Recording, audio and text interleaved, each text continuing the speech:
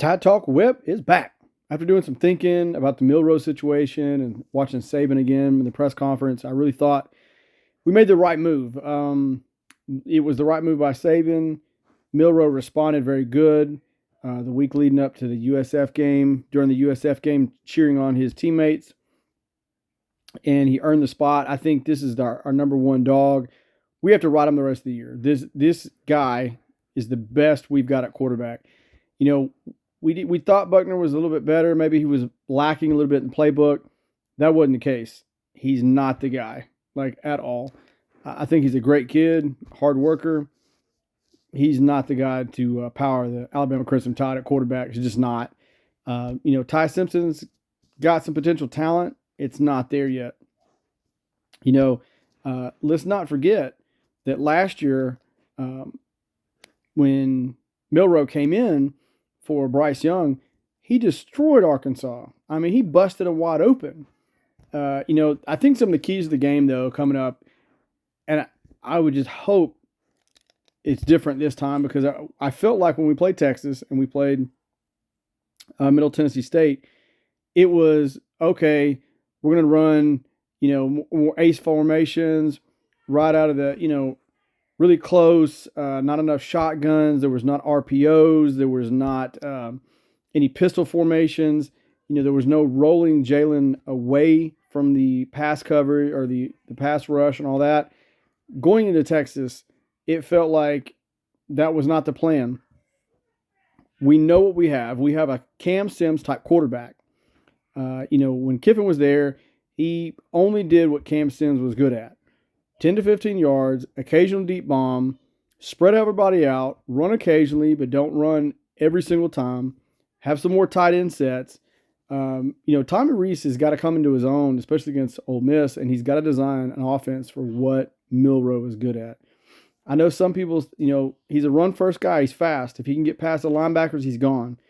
The key here is he's got to be able to define quick reads. If that means Mari Nyblack, the new transfer tight end, CJ Dupree, okay, do that.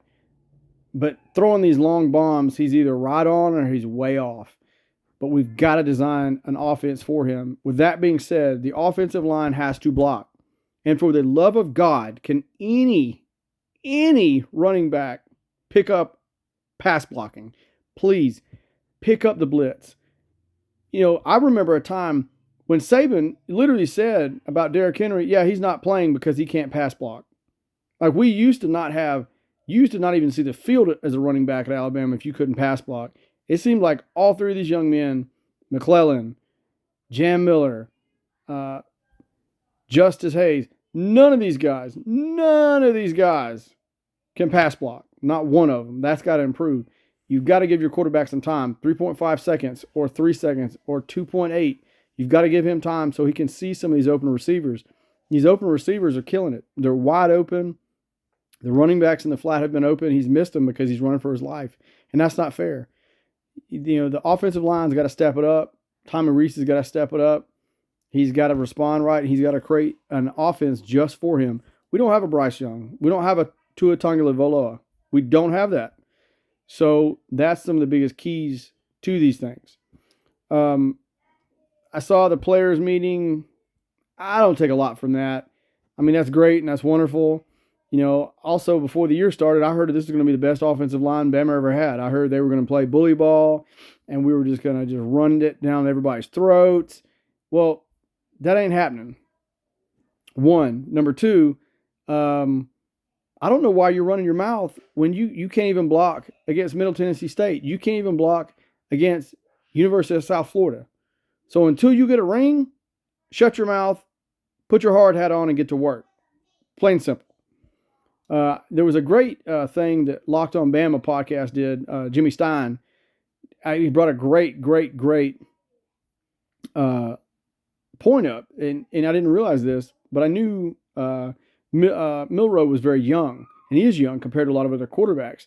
Joe Milton at Tennessee, he's sixth year guy. Jaden Daniels, LSU, he's fifth year guy. He's the third youngest QB in the SEC playing. Mac Jones was a fourth year starter, remember?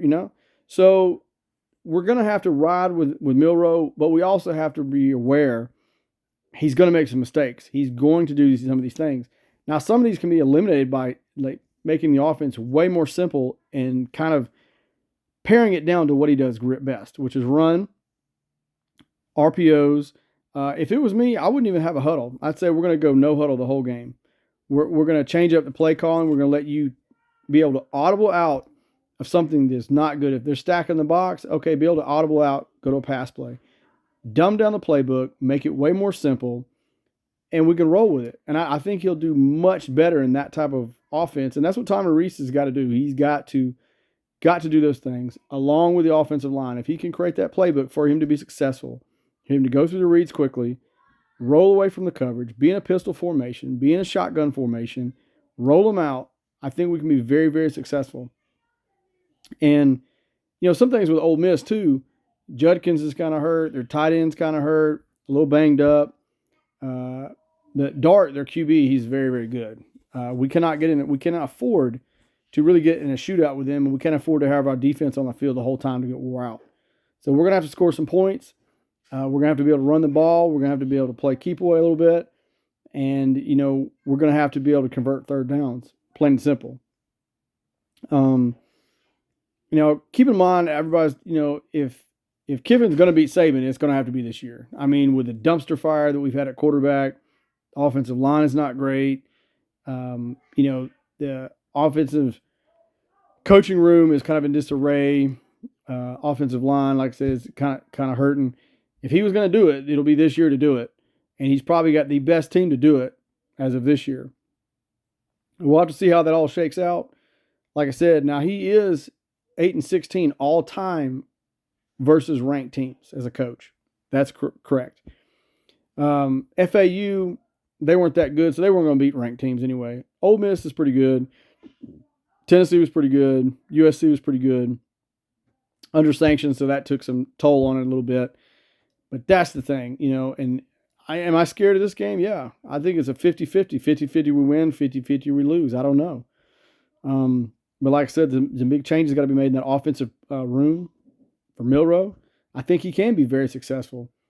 But we need to stop treating him like he's Bryce Young or he's Tua or even he's Mac Jones. He's just not. So we need to tailor something more akin to a Cam Sims where let's accentuate the great things he does and try to eliminate the things we know he struggles with. And like I said, it starts in the trenches with the offensive line. And it starts with Tommy Reese gearing up only plays that he does well and being able to run the ball and be able to convert third downs, being able to make the 10 to 15 to maybe 20-yard passes. And that's the thing. But it all starts in the trenches. We've got to be able to block for him, and we go from there. We can't have him running for his life the whole time. That's got to change, like ASAP. I bleed crimson, roll tide till I die, but it's going to be an interesting year. Anyway, best of luck, and go get him. Yeah.